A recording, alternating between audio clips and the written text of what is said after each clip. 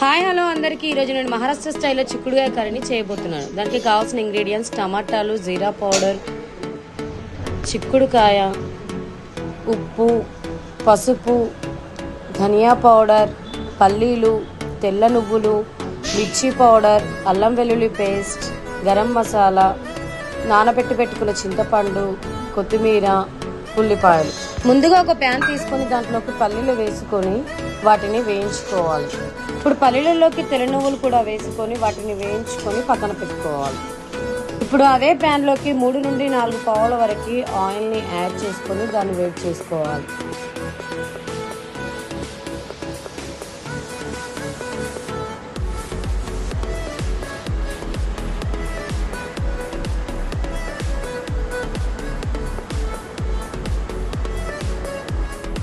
Oil వేడయ్యాక దాంట్లోకి మనం ముందుగా కట్ చేసి పెట్టుకున్న ఉల్లిపాయ ముక్కల్ని యాడ్ చేసుకొని వాటిని కూడా వేయించుకోవాలి.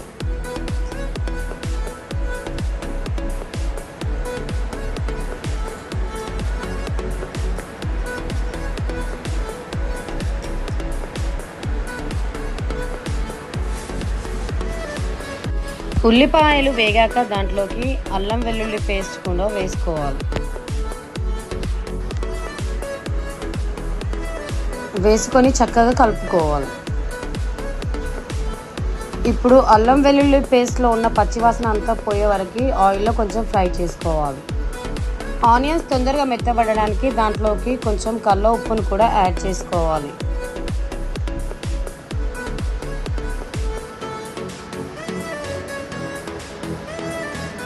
అదేవిధంగా ముందుగా మనం కట్ చేసి పెట్టుకున్న చిక్కుడుకాయ ముక్కల్ని కూడా కడాయిలోకి వేసుకోవాలి.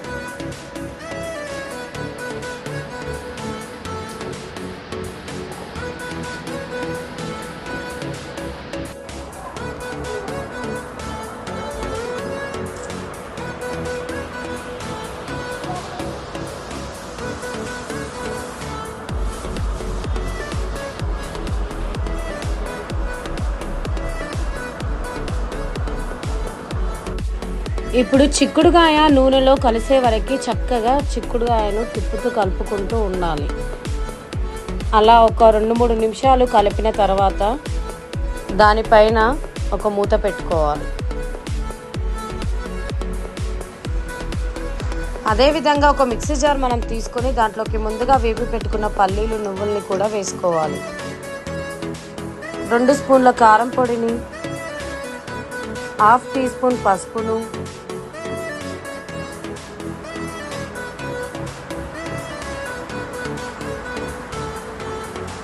ముందుగా కడిగి నానబెట్టుకున్న చింతపండును కూడా దాంట్లోకి వేసుకోవాలి.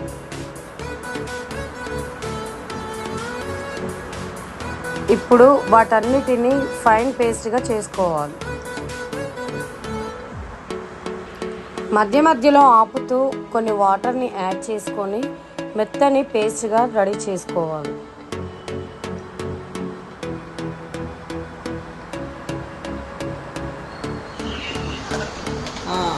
ఇలా రెడీ చేసుకున్న పేస్ట్ని చిక్కుడుకాయలోకి మనం వేసుకొని చిక్కుడుకాయకు ఆ మసాలా అంతా పట్టే వరకు చక్కగా కలుపుకోవాలి. ఇక్కడ వీడియోలో చూపిస్తున్న విధంగా నీట్గా కలుపుకుంటూ ఉండాలి. అదేవిధంగా దాంట్లోకి కొన్ని వాటర్ని కూడా యాడ్ చేసుకోవాలి. చిన్నగా కట్ చేసి పెట్టుకున్న టమాటా ముక్కల్ని కూడా ఈ చిక్కుడుకాయలోకి యాడ్ చేసుకోవాలి. మంటను మీడియం ఫ్లేమ్లో పెట్టి 15 నుండి 20 నిమిషాల పాటు ఇలా చిక్కుడుకాయను మనం ఉడికించుకోవాలి.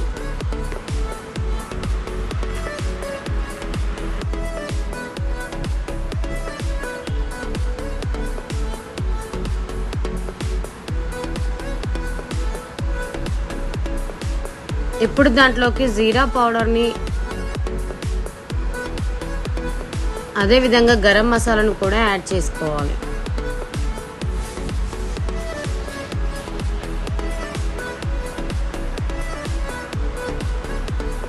ఇప్పుడు అన్నీ కలిసేలా చక్కగా కలుపుకోవాలి.